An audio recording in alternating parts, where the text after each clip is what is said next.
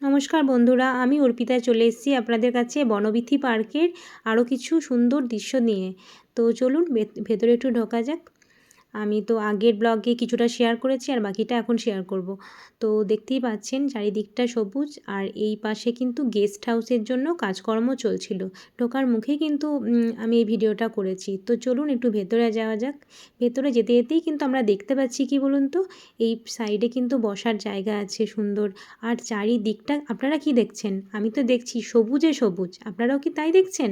তো বুঝতেই পারছেন খুব সুন্দর একটা মনোরম একটা পরিবেশ, একটা সুন্দর স্নিগ্ধ শীতল একটা পরিবেশ, এবং ভীষণ নিরিবিলি ছিল।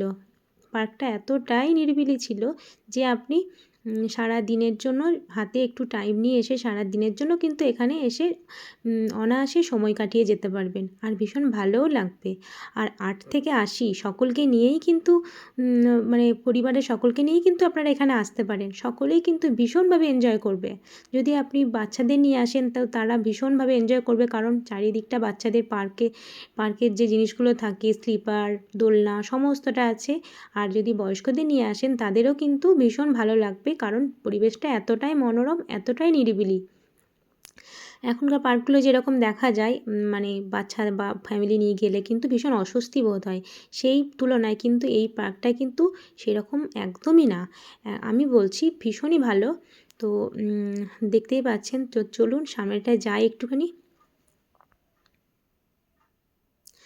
আমি কিন্তু ঢোকার মুখেই কিন্তু অনেকটা এগিয়ে গেছি, এবং এগিয়ে গিয়ে দেখতে পাচ্ছি একটা বুদ্ধ মূর্তি কিন্তু এখানে বসানো আছে। ভীষণ সুন্দর একটা মূর্তি। তো এখানে গিয়ে অনেক ছবিও তুলেছি, সবাই তুলছে। আর সাইডে দেখছেন এখানে বাচ্চাদের ছোট ছোট মানে মানে পার্কের মতো করা আছে সাইডে। ওগুলো ভেতরে, ওখানে ভেতরে ঢোকা যাচ্ছে। তো এবার চলুন লেকের কাছটা আপনাদের একটু নিয়ে যাই, আমিও যাব আপনাদেরও নিয়ে যাব। তো লেকের কাছে চলে এসেছি আমরা। তো দেখতেই পাচ্ছেন সবাই এখানে বসে আছে, এখানে বসার জায়গাও করা আছে। আর এখানে লেকের মধ্যে কিন্তু বোটিং হচ্ছে। তো বোটিংয়ের জন্য আলাদা চার্জ, কিন্তু আমি এখনই বলে দিচ্ছি আপনাদের। তো দেখতেই পাচ্ছেন। আর যখন সূর্যের রশ্মিটা যখন লেকের ওপর পড়ছে, সত্যি মানে অসাধারণ সুন্দর দৃশ্য একটা দেখতে পাচ্ছি আমরা। তো আমি কিন্তু এখানে এসে কিন্তু আপনাদের দাদাভাইয়ের সাথে কিন্তু অনেকগুলো রিলসও বানিয়েছি, আপনারা হয়তো দেখতে পাবেন ফেসবুক কিংবা ইউটিউবে। তো ভীষণ সুন্দর। সবাই এখানে দাঁড়িয়ে আছে, আরও যারা বোটিং করবে তারা মানে যারা করছে তারা মানে ফিরে এলে বাকিরা যাবে, সেই কারণেই কিন্তু লাইন দিয়ে দাঁড়িয়েছিল সবাই। আমরা বোটিংয়ে যাইনি। এবার চলুন অন্যদিকে নিয়ে যাই। এবার চলে এসে আমরা একটু চিলড্রেন্স পার্কের দিকে। এইখানে এই পার্কটার ভেতরটায় কিন্তু 3 বছর থেকে 8 বছর বাচ্চাদের অ্যালাউ, তার ওপরে বাচ্চাদের কিন্তু অ্যালাউ নেই এখানে। কারণ বুঝতেই পারছেন যেসব পার্কে বাচ্চাদের জিনিসগুলো থাকে, আমরা বড়রা গিয়ে কী করি, সেই জিনিসগুলো আমরা ইউজ করি। ফলে কী হয়, সেই জিনিসগুলো কিন্তু নষ্ট হয়ে যায়, ভেঙে যায় খুব তাড়াতাড়ি। এবং ভাঙার কারণে কিন্তু বাচ্চারা সেখানে গিয়ে আর মজা করতে পারে না, খেলতে পারে না। সেই কারণেই কিন্তু এই পদ্ধতিটা এখানে ইউজ করা হয়েছে। ভীষণই ভালো একটা নিয়ম করেছে এখানে, এবার ভালোই লেগেছে। এবার দেখতেই পাচ্ছেন, এবার এই ভেতরে যে গার্ডেনটা দেখিয়েছিলাম আগের ব্লগে একটু আগে, তো সেখানে গিয়েই ছবি তুললাম। বনবিথিতে খুব ভালো, ভীষণ ভালো জায়গা। আপনারা আসতে পারেন, সারা দিনের জন্য আসতে পারেন, বাচ্চা বুড়ো সবাইকে নিয়ে আসতে পারেন, কোনো অসুবিধা নেই।